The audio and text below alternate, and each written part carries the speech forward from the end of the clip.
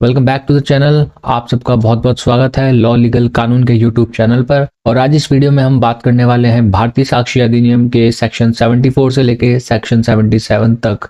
इस वीडियो में हम स्टेप बाय स्टेप समझेंगे पब्लिक डॉक्यूमेंट क्या होता है, प्राइवेट डॉक्यूमेंट क्या होता है, सर्टिफाइड कॉपी क्या होती है, सर्टिफाइड कॉपी मिलती कैसे है और पब्लिक डॉक्यूमेंट्स को कोर्ट में कैसे प्रूव किया जा सकता है। तो चलिए शुरू करते हैं। तो यहीं पे एक क्वेश्चन अराइज होता है, व्हाट इज पब्लिक डॉक्यूमेंट, और इसका जवाब हमें सेक्शन 74 भारतीय साक्ष्य अधिनियम में दिया है। पब्लिक डॉक्यूमेंट वो डॉक्यूमेंट होते हैं जो पब्लिक सर्वेंट अपनी ऑफिशियल ड्यूटी के दौरान बनाते हैं।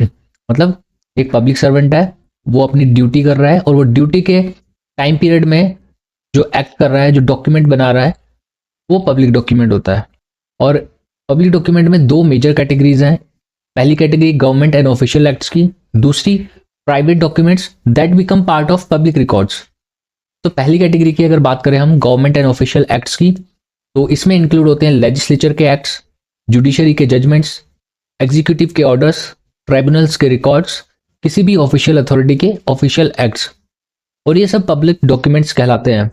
तो लेजिस्लेचर के एक्ट्स, इसका सबसे बढ़िया एग्जाम्पल है भारतीय साक्ष्य अधिनियम। 2023 में मात्र एक बिल आया, वो बिल पास हुआ, फिर वो एक्ट बन गया। और इस एक्ट को बनाया किसने था? भारतीय साक्ष्य अधिनियम को हमारे लेजिस्लेचर यानी पार्लियामेंट ने। तो ये बहुत बढ़िया एग्जांपल है लेजिस्लेचर के एक्ट का, भारतीय साक्ष्य अधिनियम। दूसरा जुडिशरी के जजमेंट्स, तो कुछ ऐसे लैंडमार्क जजमेंट्स होते हैं, जैसे कि अगर हम फैमिली कोर्ट के केसेस में देखें तो रजनीश वर्सेस नेहा का केस, तो उसको हम act of public servant that is your जजेस while performing their official duty. तो उसी तरीके से एग्जीक्यूटिव्स, मतलब जो हमारे ब्यूरोक्रेट्स होते हैं, आईएएस ऑफिसर्स वगैरह होते हैं, अगर उन्होंने कोई ऑर्डर पास कर रखा है तो वो भी आपका पब्लिक डॉक्यूमेंट की कैटेगरी में आता है। इसी तरीके से ट्राइब्यूनल्स या अदर अथॉरिटीज, स्टेट अथॉरिटीज के ऑर्डर्स, जजमेंट्स या एक्ट्स जो है वो भी आपके पब्लिक डॉक्यूमेंट की कैटेगरी में फॉल करते हैं। सेकंड कैटेगरी की बात करें, प्राइवेट डॉक्यूमेंट्स जो पब्लिक रिकॉर्ड का पार्ट बन जाते हैं। ये पॉइंट बहुत इंपॉर्टेंट है। अगर कोई प्राइवेट डॉक्यूमेंट है, फॉर एग्जाम्पल एक सेल डीड है ए और बी के बीच में, तो जब तक वो सेल डीड है, मतलब it's only a contract between A and B, पर अगर उस सेल डीड का रजिस्ट्रेशन हमने करवा दिया सब रजिस्ट्रार ऑफिस में, then it becomes the part of the public record. So अगर कोई भी कॉन्ट्रैक्ट है, डीड है, कुछ भी ऐसा है जो दो पर्सन के बीच में है, बट अगर उसकी एंट्री हो जाती है पब्लिक रिकॉर्ड्स में, then it becomes the part of the public records. और इसके एग्जाम्पल है जैसे कि वक्फ डीड है, सेल डीड है, या कोई रजिस्टर एग्रीमेंट्स हैं। एग्रीमेंट होते तो दो लोगों के बीच में, बट अगर उनको हमने रजिस्टर करवा दिया तो वो क्या बन जाएंगे? वो part of the public record बन जाएंगे। अब कुछ एग्जांपल्स देते हैं पब्लिक डॉक्यूमेंट के, जैसे कि कोर्ट के जजमेंट, कोर्ट के order, income tax assessment orders, official gazetted notification, online FIR, statements under section 164 BNSS, birth and death register, government hospital records, Hindu marriage register, electoral rolls and land revenue records etcetera. So ये कुछ example थे public document के। अब हम आगे बढ़ते हैं section 74 sub clause 2 में। तो सेक्शन 74 सब क्लॉज 2 सिंपल सी बात बताता है कि जो डॉक्यूमेंट पब्लिक डॉक्यूमेंट नहीं है वो प्राइवेट डॉक्यूमेंट है। एग्जाम्पल देखते हैं प्राइवेट डॉक्यूमेंट्स के। Postmortem report, inquiry certificate.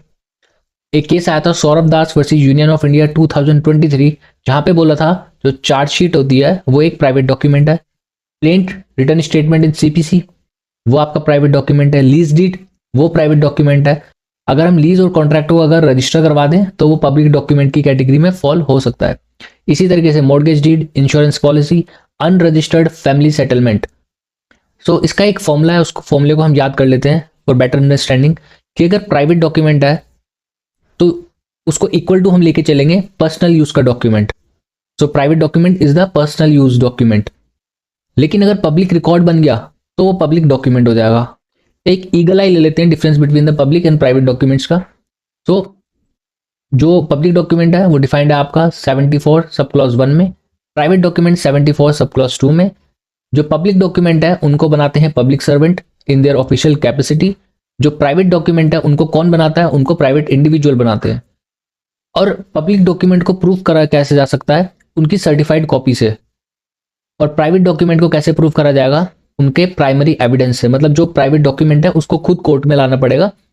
और फोर्थ डिफरेंस देखें तो जो पब्लिक डॉक्यूमेंट होता है उनका इंस्पेक्शन कर सकती है पब्लिक, बट जो प्राइवेट डॉक्यूमेंट होता है उनका इंस्पेक्शन अलाउड नहीं होता। और जो पब्लिक डॉक्यूमेंट की सर्टिफाइड कॉपी होती है उनको हम सेकेंडरी एविडेंस मानते हैं। वहीं पे जो प्राइवेट डॉक्यूमेंट जब हम कोर्ट में लेके जा रहे हैं तो उनको प्राइमरी एविडेंस मानेंगे, राइट। अब इसी से जुड़ा हुआ है सेक्शन 75 जो हमें बताता है सर्टिफाइड कॉपीज के बारे में। सो सर्टिफाइड कॉपी क्या होती है? सर्टिफाइड कॉपी एक सेकेंडरी एविडेंस जो पब्लिक डॉक्यूमेंट्स को प्रूव करने का काम आती है। अब सर्टिफाइड कॉपी ली कैसे जाती है? तो इसके लिए कुछ ज़रूरी चीज़ें हैं, उनको देखते हैं। जैसे कि डॉक्यूमेंट पब्लिक नेचर का होना चाहिए, पब्लिक इंस्पेक्शन उन डॉक्यूमेंट्स की अलाउड होनी चाहिए, और आप एक फ़ी पे करोगे और एप्लीकेशन दोगे उस ऑफिसर के पास जिसके पास वो पब्लिक डॉक्यूमेंट रखा हुआ है।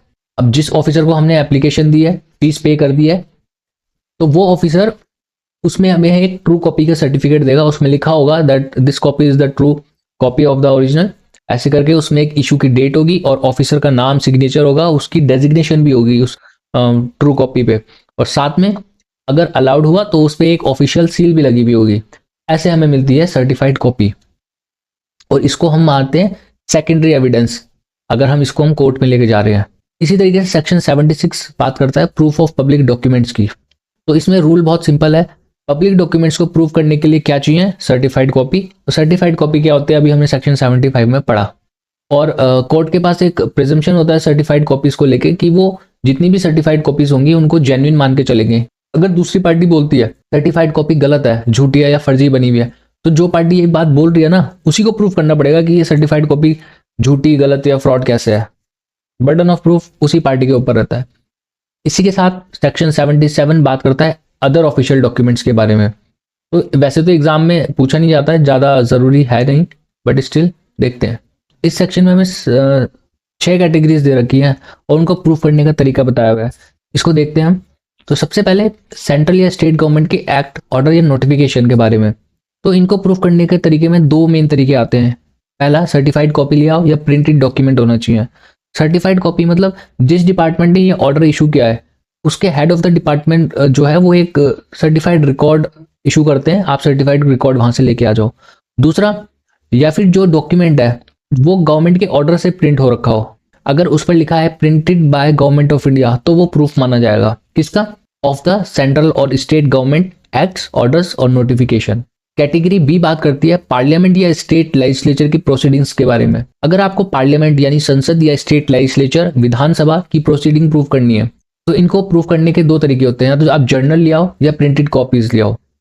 कैटेगरी सी, तो प्रेसिडेंट, गवर्नर या यूनियन टेरिटरी के जो एडमिनिस्ट्रेटर होते हैं उनके द्वारा इशू गए इंपॉर्टेंट प्रोक्लेमेशंस, ऑर्डर या रेगुलेशन को प्रूव करने का तरीका क्या है? इसका सबसे सिंपल तरीका है ऑफिशियल गैजेटे, यानी जिसको हम राजपत्र भी बोलते हैं। ऑफिशियल गैजेटे में कंटेंट जितने भी कॉपीज या एब्स्ट्रैक्ट है वो इन डॉक्यूमेंट्स का वैलिड प्रूफ होते हैं। इनका प्रेसिडेंट, गवर्नर या एडमिनिस्ट्रेटर के प्रोक्लेमेशंस का। कैटेगरी डी एंड एफ बात करती है फॉरेन कंट्री के डॉक्यूमेंट्स के बारे में।